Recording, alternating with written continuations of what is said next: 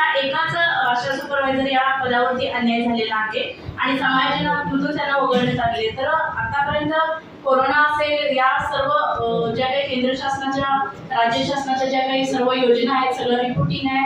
आशा या सुरुवातीला अल्पशिक्षित भरलेल्या होत्या किंवा त्या पगार नव्हता आणि त्यांना मोटिवेट करून त्यांचं काम करून घेण्याचं जे काही कौशल्य आणि जे काही सगळं ग्रॉस रूटचं रिपोर्टिंग आहे ते ह्या सगळ्या गटप्रवर्तक करतायत आणि त्यांना ते दुर्लक्षित पण राहिले आणि त्यांच्यावर अन्याय पण झाला.